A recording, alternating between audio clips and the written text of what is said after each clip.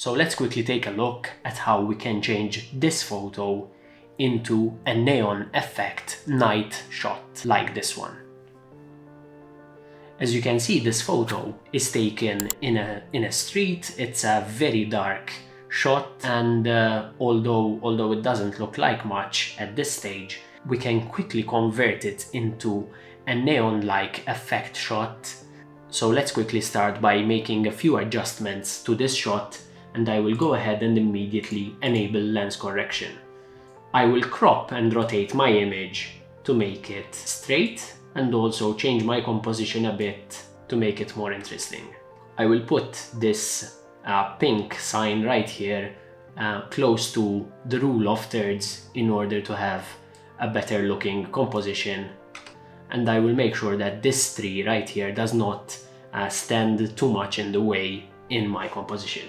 Now I will go ahead and start doing some basic adjustments, and I will start by increasing the exposure, and as you can see, the lights have taken life right here, so there's much more light in the shot.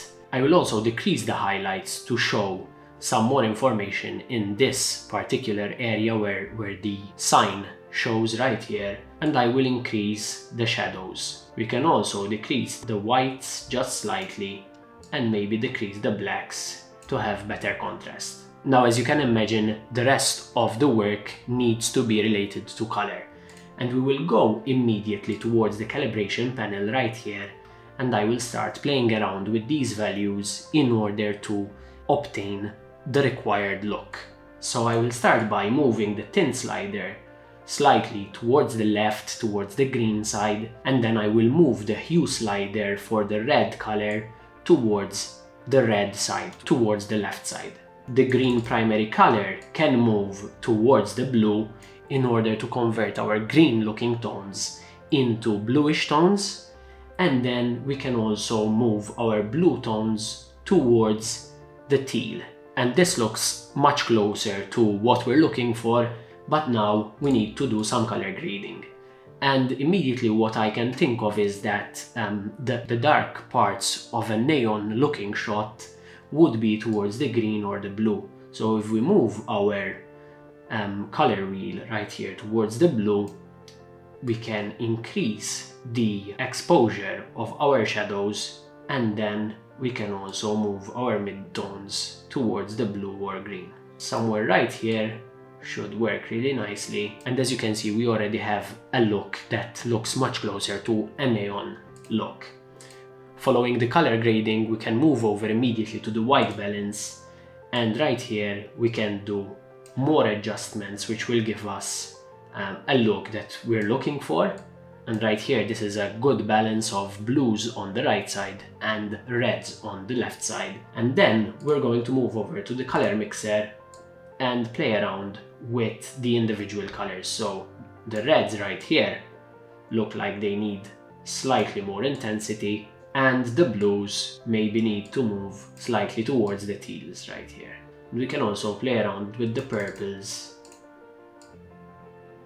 And as a final adjustment, I would click on the masking tool, click on the sky option, let Lightroom decide where the sky is. That did quite a good job right there. Maybe we can subtract the tree from this particular mask by using the brush tool. No need to be perfect here, just make sure that we don't have too much of the effect that we're going to apply on our tree.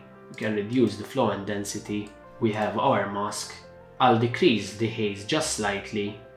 As you can see, we have this kind of halation coming out from all the lights. And right here we can also play around with the color balance in the sky as well.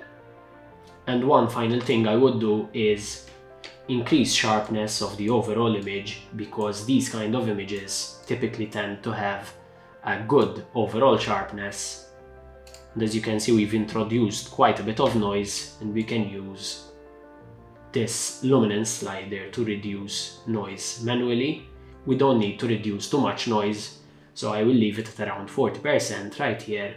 So let's compare the before and after, and you can see that we've gone from this very generic shot of a street which was really dark and quite useless in my opinion, to this really beautiful shot with this neon effect, which is very famous at the moment. So I hope that you enjoyed this tutorial, and I hope that you have similar shots to try this method with. And as always, thank you for watching, and please make sure to like and subscribe.